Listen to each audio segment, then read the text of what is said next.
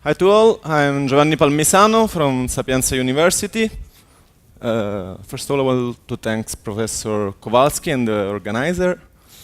And I'm talking about a work made in collaboration with Giulia Gubitosi and Giovanni Amelino Camelia, and it's about relative locality. So I'll give you a sketch of relative locality.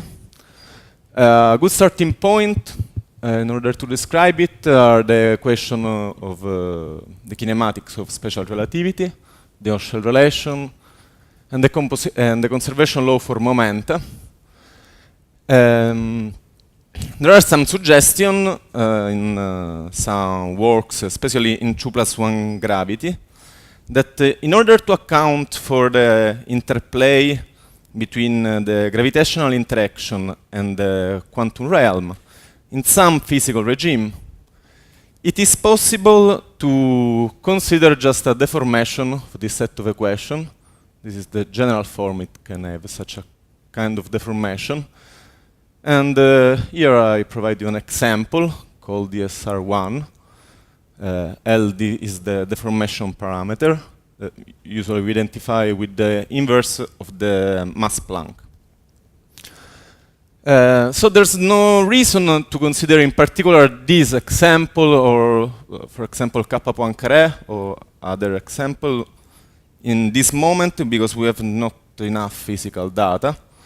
It's a matter of taste at the moment, but it's of course difficult to overestimate the importance to find physical constraints that simplify the analysis and tell us also what kind of effects could arise and in which direction we should search for phenomenology. And one of the constraints that is natural to consider is the one of relativistic compatibility. In the case of this deformed set of equations, this would mean that we assume the existence of a deformation of the Lorentz group such that under its action the Hochschild relation is invariant and the conservation law for the composition law is covariant. And for example, in the case of DSR1, it exists such kind of deformation, and we say it is relativistic. There are also more general form of covariance that can be considered. For example, in the kappa Poincaré case, it's a little more complicated, the form of covariance that arise. We have, for example, the rapidities of the parameters involved in an interaction can depend on the other momenta and can be different, but I won't consider this case of covariance. I will try to understand what are and to identify, to some extent, what are the deformations of the kinematic equation that admits for such a deformation of the Lorentz group that allow for a standard kind of covariance, this one. So the framework in which I will face this problem is that of relative locality, which is from at least for what concerns this talk, is just a geometrical interpretation of the deformed equation. We have that the Hochschild relation is associated to the geodesic distance of a momenta p from the origin of momentum space. And in the paper where relative locality was introduced, it was provided also a geometrical interpretation of the composition law, but I won't discuss it now because I'm actually giving an alternative. One of the points of this talk is to propose an alternative geometrical interpretation. Well, I will skip this slide. It's just kappa Poincaré. I like this slide because it's a way to to understand what kind of advantages one has in providing a geometrical interpretation. Here was just to stress that kappa, all the beautiful properties that are hidden in the complicated structure of kappa Poincaré can be reassumed by saying that Those are the one that follow by recognizing that the on-shell relation is the one associated to the de Sitter metric with all its symmetries, and the composition law is associated to a constant connection. So this talk I will talk about a different interpretation of the composition law. Then I will discuss how the request of the SAR relativistic covariance constrain our momentum spaces. And I will propose, if I have time, also I will present the structure of a momentum space, which is will be very natural to consider. So, first of all, what does it mean to have give an interpretation of the composition law? It is basically a way to define a rule for summing momenta which belong to a curved space. So we have a sphere, we pick an origin, we have 2 points, how do we sum them?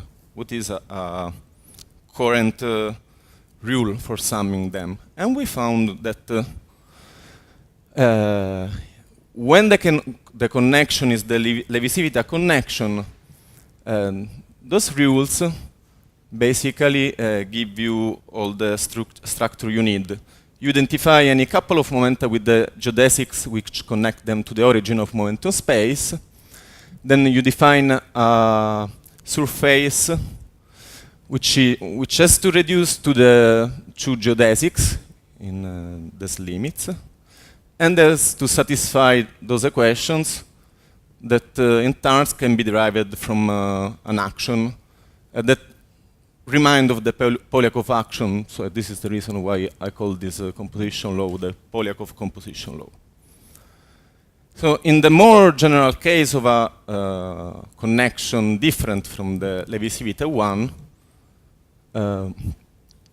we use the same equations. We don't have an action. Maybe it's possible to find, I don't know, maybe in an Einstein-Cartan formalism it is possible to generalize this structure and find another action. But anyway, we just need the equations actually. Those are the equations for the surface in this more general case. And this is it. Those are the properties of this construction. We have that symmetric connection are associated to commutative composition laws. And this is, for example, an important difference with the standard case that was originally proposed. Because in that case, the arrow goes just in one direction. Then we have that the associativity, or the lack of associativity, is associated to curvature and torsion in this way. And then that this construction is actually a one-to-one map if between the spaces of the possible composition law and those of connection, if this condition is met. Okay, I'll be faster. We'll skip this.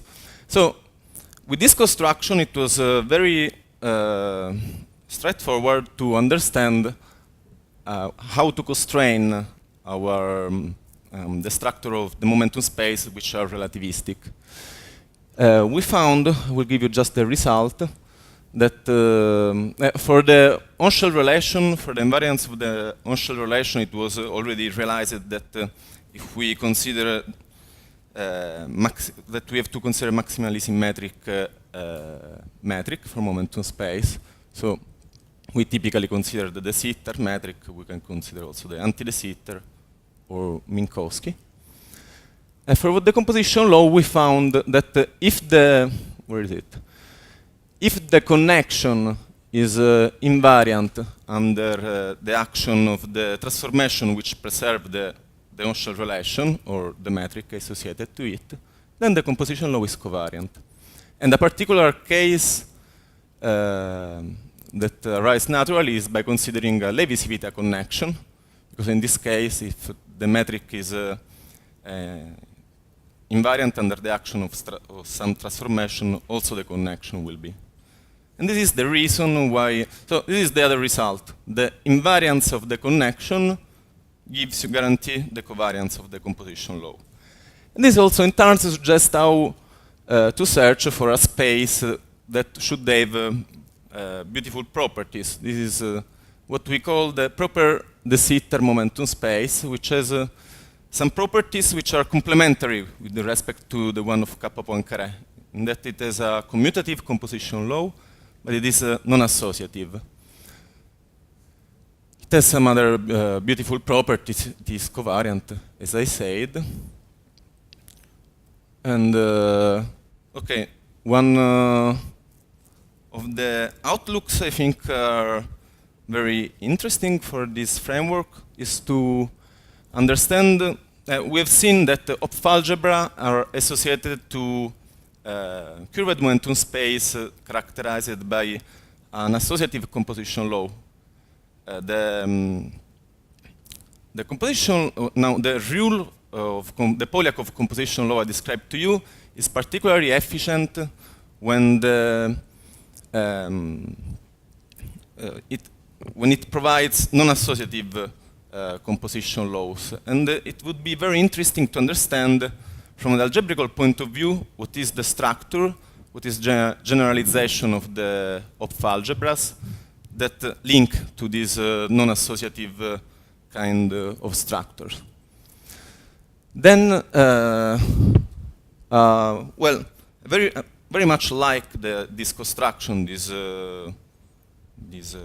rule for composition law on curved space. So it has may have application that goes beyond this framework and also quantum gravity. It can be useful. It tells you how to provide such an important concept in curved spaces. And of course, we want to generalize this analysis to form of covariance that are more general. For example, the one that arise in Kappa Poincaré with this structure is sometimes called back reaction, in which the rapidities are different. But for now, that was satisfying enough. Okay. Thank you. Since there are short talks, these are the short talks, so they're short questions, right? As I said before, I'm not completely getting why all the time we have to call this quantum gravity, because this is sort of like going like mantra, but mathematically it's a very interesting construction. So let me forget about quantum gravity, but just to understand. So should be probably easy to this de Sitter case realize in terms of phi, let's say scalar field. Because probably will be effectively will be like in real space would be like G mu nu replaced by some function of boxes, right? Yeah. Sorry, Laplacian. Time and time derivative and Laplacian. Well, this is not well. So it's not so. You're saying it's something. No, yes, I expect that the box is replaced by some structure of that kind, but still is very difficult to understand what is the structure that arises when you have interactions. No, forget about interaction. I'm just saying, let me take a simple case of a free scalar. Then it seems that I can promote what you are saying. I can just, through Fourier transform, I can promote the whatever p functions you have for the space. Yeah, man, the Fourier transform is not a trivial concept in a curved space. So no, the space, yes, I'm talking about real space being flat, but the momentum space being curved. I'm mapping curvature of your momentum space to a non-trivial, non-linear function of Laplacians in the real one. Yeah.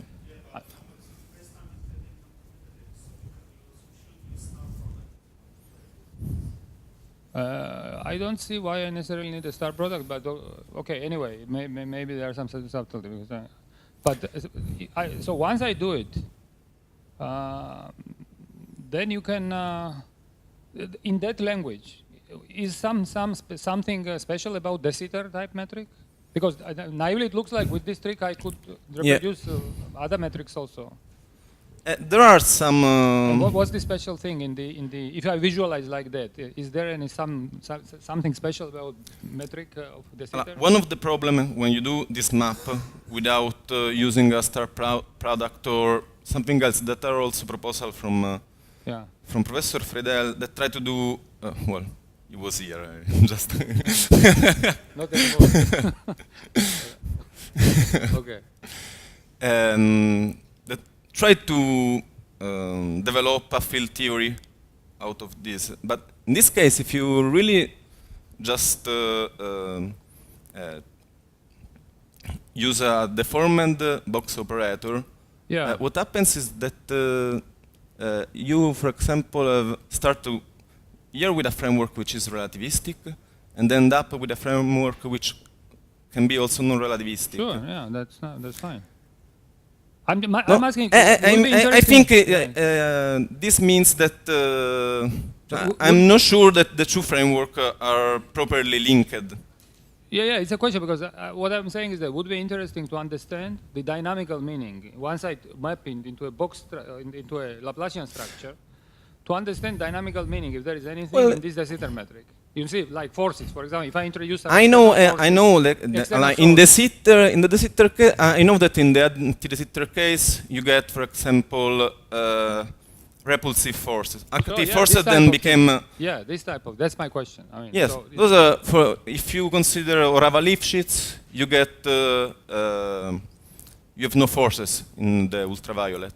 If you have de Sitter, actually, I think, but I'm not sure, but that the behavior is also worst in the ultraviolet. If you consider potential associated, which are not very well developed analysis. So you don't see any special thing about the sitter? That's my question. So far, dynamically, you would say? No. Yeah, in this framework, I see them because it can range for all the symmetries of the Lorentz group, and still you get a deformation.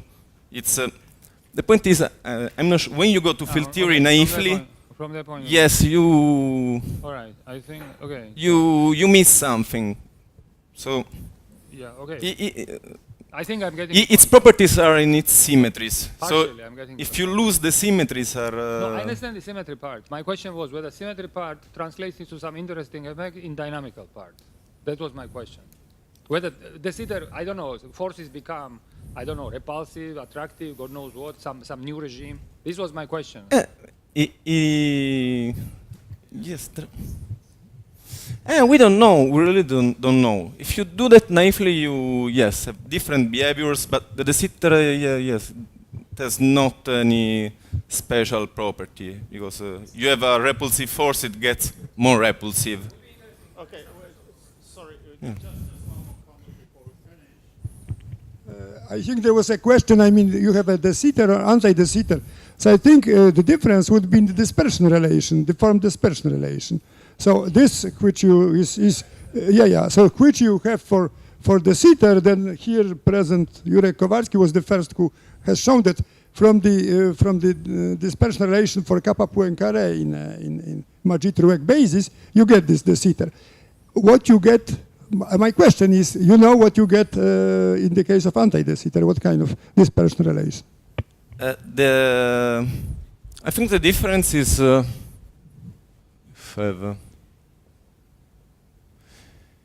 here, I don't remember exactly, but you have like an hyperbolic sign. You have something which I know the problem is that it gets it's like a sine or a cosine, and you get the same mass after if you, for example, sum many momenta. But I remember. I know. I have it somewhere. I can write it. It's like this arc cos instead of arc cosine, something like this. I can tell my suspicion that because you see this kappa deformation you can do deform the time direction, it's the standard kappa deformation, but you can deform also the space-time direction. You make symmetry, but talk about the mathematics also possible. In the it's the eurospherical framework usually is.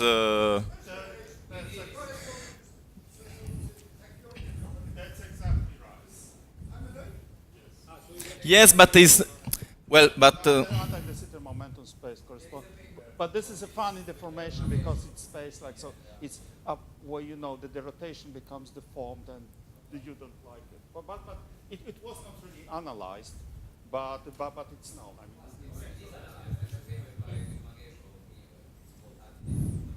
oh, that's okay. So this thing.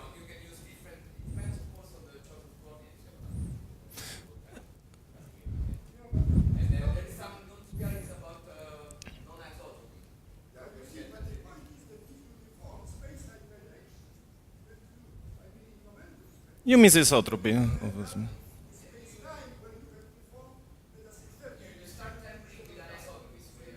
Yeah, that's right. Yeah.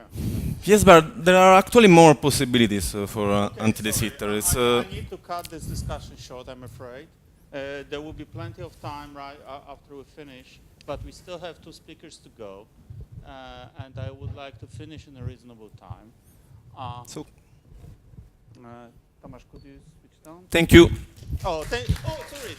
Thank you. I was thinking.